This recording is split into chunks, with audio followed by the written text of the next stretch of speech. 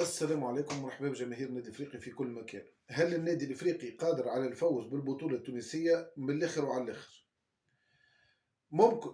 ثم امكانيه باش نجموا نفوزوا بالبطوله التونسيه، اما ماهاش الامر ساهل كما احنا نتصوروا، على خاطر احنا توا الاولى ب 25 نقطه معناها احنا باش نفوزوا بالبطوله. لا، ثم برشا اشياء تصير وقتها نجموا نعرفوا يا ندرى الكلوب افريقيا قادر تفوز بالبطوله ولا لا. الاستمراريه بعد الميركاتو الشتوي، بعد الراحه الشتويه اللي باش يلعب فيها المنتخب المباريات بتاع كاس افريقيا، وقتها نتاكدوا من مستوى ملاعبيتنا ومستوى النادي الافريقي الى حد الان. ثم مره كنت تفكروا بعد ماتش المتلوي ولا قبل نتفكرها، وقتها عملت لكم تقييم للنادي الافريقي وقلت لكم وقتها المستوى متاعنا في المركز الثالث واضح، ما فيهوش حتى نقاش. توا بعد ما تعداو 11 جوله، تو مش نعرفوا مستوى النادي الافريقي يا لندرا قادر باش يفوز بالبطوله والا لا، ومستوى وتقييم الملاعبيه نتاع النادي الافريقي. التقييم الاولي باش نبداو بحراسه المرمى. حراسه المرمى في النادي الافريقي باهي،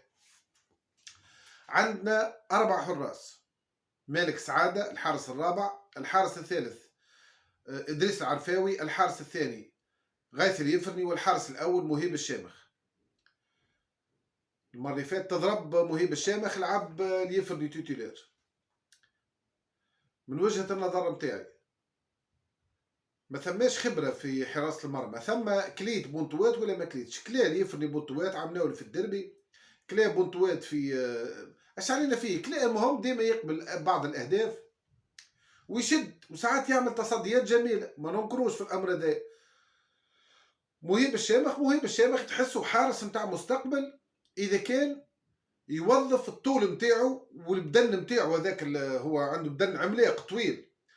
اذا كان يوظف البدن نتاعو في حراسه المرمى ينجم يكون كيما دوناروما. دوناروما حارس باريس سان جيرمان تو شاد السيتي، يعني مش معناها كيفهم بالضبط، ولكن في المستوى ذاك، في المستوى ذاك في من ناحيه، من ناحيه البدن، من ناحيه شنو خسرت انت، شنو يبقى؟ اللي يبقى المخ وبعض الفنيات تكتسبها بالقرح. وقت اللي انت تكون عندك الثقه في روحك تولي تتصدر الكره صعاب. كي انت ما عندكش ثقه في روحك ثم كره يتعداو، وقتها ما عادش تولي حارس به. ان شاء الله انا من وجهه النظر نتاعي كان باش نعملوا تقييم للحراس اللي شدوا، اللي هم اليفرني انا باش نعطيه 5/10، ومهيب الشامخ باش نعطيه 5/10. زوج الحراس تاع النادي الافريقي ما ريتش حاجه كبيره برشا، ولكن ما همش سيئين برشا، دونك متوسطين في فريق يحب يلعب على البطوله. عندك لهنا عندك ملاعبي متوسط، يعني عندك البدايه بحراسه المرمى متوسطين 5/10. التقييم اللي نعملوه يولي 10/10 على نسبه على 10، تشوف روحك قداش متوسط، فوق المتوسط ولا حسن جدا. به الظهير الايمن بتاع النادي الافريقي عندنا الزعلوني، المستوى نتاعو بصراحه اقل من المتوسط 4/10. والملاعب الاخر اللي هو حسام حسن برمضان المستوى نتاعو 10/10. دونك في الرياض دروا عندنا ملاعبي نجم يكون 10/10، ولكن كي يغيب الملاعب هذاك تولي لك 4/10. ثم شويه تناقض في القوه نتاع النادي الافريقي، ماهيش قوه كبيره ياسر حتى تو، ولو انه كي يلعب برمضان تولي قوه. به لارير جوش عندنا الاساسي اللي هو حسام بن علي 10/10. عنده الاصابات، الله غالب قضى وقدر، هذاك الاصابات شارين وما نتصورش ما في بالهمش اداره النادي الافريقي، اللي هو عنده بعض الاصابات اللي تصير له يعطي كل ما عنده ويتصاب، الله غالب. ان شاء الله الدكتور محسن طرابلسي اللي هو افضل دكتور في الاربطه المتقاطعه وفي الشيفي ان شاء الله يداويه. حسام بن رمضان حسام بن علي قلت 10/10، بالرغم اللي هو مش يكور برشا، اما كمستوى فني عنده امكانيات. نجيو لرير جوش الاخر اللي هو السهيلي ممتاز، تصلح عنده ما يقول في روحه. انا باش نعطيه 8/10. دونك لرير جوش بتاع النادي الافريقي لاباس، ماناش خايفين عليه. لاكسيال علي يوسف من وجهه النظر نتاعي، مش من وجهه النظر، الناس الكل يعرفوا علي يوسف 10/10 وبدون نقاش. بن عبده، كل واحد ونظرته راه. بالنسبه لي انا مبدئيا خذا خبره مع الملعب التونسي، يلعب في النادي الافريقي، عنده الثمره نتاع الخبره، بعض الاخطاء تتصلح. كي ما يلعبش علي يوسف هو بوعبيد يولي يطيشوا في الكرة عادي جدا. ما يصيرش قلب دفاعي خاف لا تتفكروا الكرة. به بن عبده انا باش نعطيه 9/10. المعوض نتاعهم ياسين بوعبيد باش نعطيه 8/10. بالنسبة لي بيفو الزمزمي باش نعطيه 4/10. البيفو الاخر اللي هو سيدو خان انا باش نعطيه 8/10. وسط الميدان صادق محمود 10/10. الشريمي 10/10. بلال ايت مالك 8/10. هذوم لاعبين وسط الميدان. شرف الدين عون 5/10. المتيري ماهوش موجود ديما عنده اصابات 4/10. ثم نجيو للمهاجمين. كيزومبي 10/10. خضراوي 4/10. شواط 10/10. مسماري 7/10. في انتظار الملاعبيه الشبان نتاع النادي الافريقي اللي ان شاء الله يدمجهم فوزي بنزرتي. نحبوا نتفرجوا فيهم ونحبوا نشوفوا مستوى الملاعبيه نتاعنا خاصه الشبان في النادي الافريقي. نحبوا نشوفوهم كيفاش يكوروا وشنو هي المستويات نتاعهم مش الكل لا اللي ريناه اللي تفرجنا فيهم باش نبداو واضحين. نحبوا نشوفوا كيفاش المستويات نتاعهم وهكاك.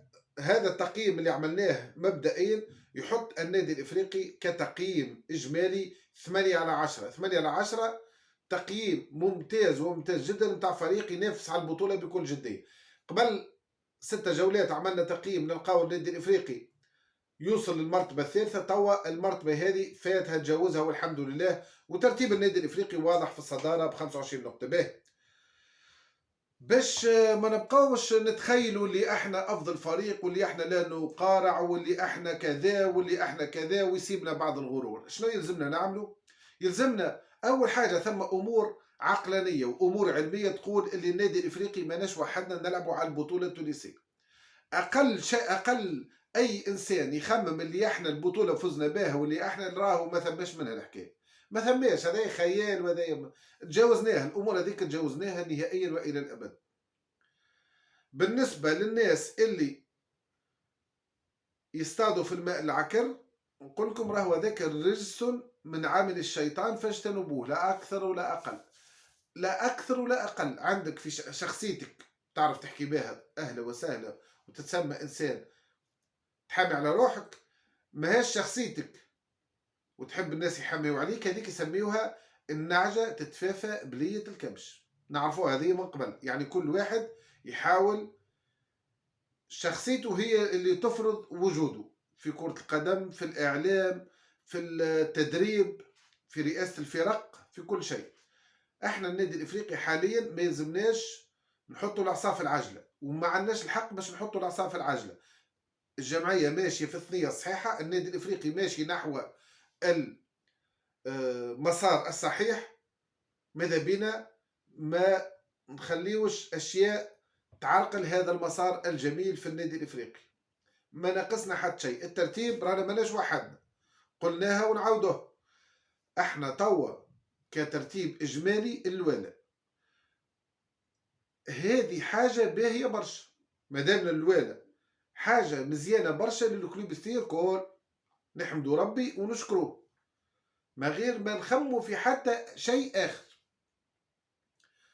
إذا كان باش نحاولوا نحكيو على توقعاتنا احنا ومستقبل سليمان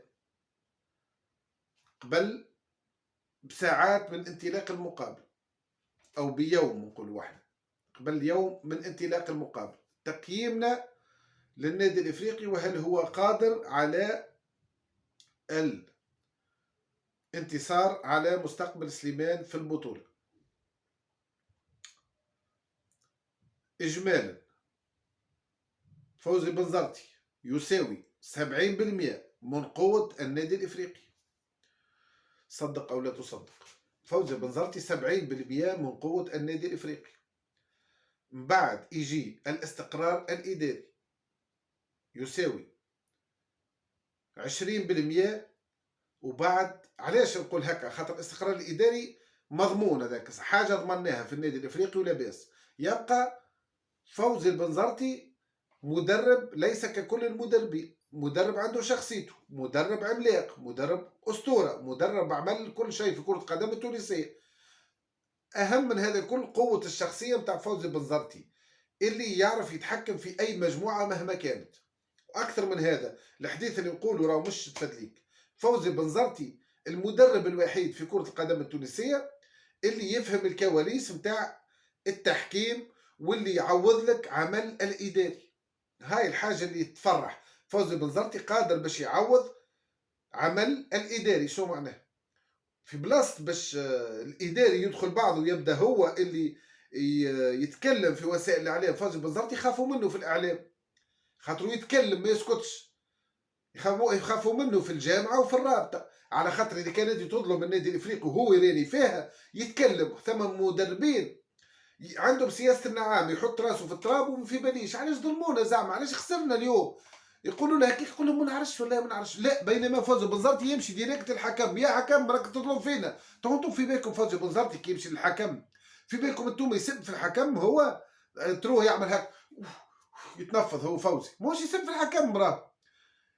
تظلم ما تظلمنيش يرحم والديك، ما تظلمنيش. ها حديثه ما تظلمناش يا ودي، ما تاكلوناش حقنا، اعطيونا حقنا وكهو، ما ناش طالبين منكم حتى شيء اخر. هذا هو، اسالوه يقول لكم راني هذاك الكلام. ولكن يقول كي يقول لك هكا خير من ما يقولش. وهذه حاجه تعطي في البليس للنادي الافريقي. بعد يبقاو 10% في يد الملاعبين، خاطر راهو يلزم قائد. القائد توجد في النادي الافريقي اللي هو فوزي بنزرتي. الاداره موجوده، الملاعبيه حتى كان ثم بعض الضعف في بعض ال الاوقات، مش في بعض الاماكن، خاطر احنا تفرجت في الملعب التونسي يعني. وعندي ليكم مفاجاه ساره ان شاء الله نربحوه ان شاء الله.